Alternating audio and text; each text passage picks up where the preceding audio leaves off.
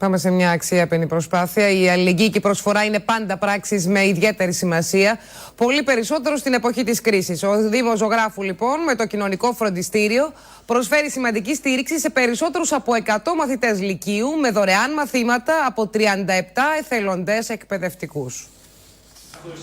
Κάποια παιδιά δεν θα μπορούσαν να πάνε φέτος φροντιστήριο, καθώς τα δεδομένα των εισοδημάτων πολλών οικογενειών έχουν αλλάξει. Η οικονομική κρίση όμως αλλάζει αριθμούς και όχι αξίες. Το κοινωνικό φροντιστήριο του Δήμου Ζωγράφου δημιουργήθηκε για να στηρίξει τους μαθητές του Λυκείου με τη δωρεάν διδασκαλία από εθελοντές καθηγητές όλων των μαθημάτων. Το κοινωνικό φροντιστήριο ξεκίνησε από την ιδέα του Δήμου Ζωγράφου. Είμαστε η τρίτη Λυκείου. Πιστεύω ότι επειδή είμαστε στην τελική ευθεία, οι καθηγητές μας βοηθάνε πάρα πολύ στο να μην έχουμε άγχος, στο να πετύχουμε τους στόχους της ζωής μας. Το κλίμα είναι πολύ ευχάριστο. Το να προσφέρεις, ας πούμε, κάτι παραπάνω σε κινήσεις σαν αυτή που έχει κάνει ο Δήμος Ζωγράφου, νομίζω ότι είναι πάρα πολύ σημαντικό και πρέπει να συμμετέχουμε όσο μπορούμε περισσότερα άτομα για να βοηθήσουμε τους συνανθρώπους μας.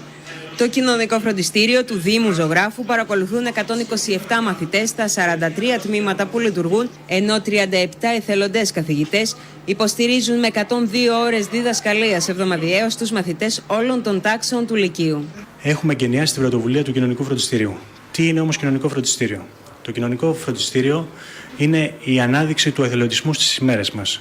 Είναι το μεράκι των εργαζομένων που απασχολούνται στην δράση αυτή. Είναι η ανιδιοτέλεια για το μεγαλείο των εθελοντών καθηγητών του κοινωνικού φροντιστηρίου.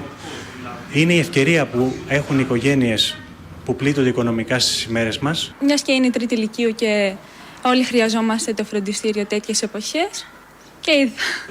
Πέρα από τη σημαντική βοήθεια στα μαθήματα, λένε οι μαθητές, το βασικότερο μάθημα που παραδίδουν στην πράξη οι καθηγητές είναι ένα μάθημα ζωής. Εκείνο της προσφοράς χωρίς αντάλλαγμα. Έρχονται εδώ πέρα, κάνουν τις ώρες, δεν πληρώνονται. Αυτό είναι ένα σπουδαίο μήνυμα για μας. Οι μαθητές πάνω απ' όλα κερδίζουν αυτό που όλα τα παιδιά της ηλικίας τους δικαιούνται: να μην σταματούν να ονειρεύονται και να σχεδιάζουν το μέλλον τους.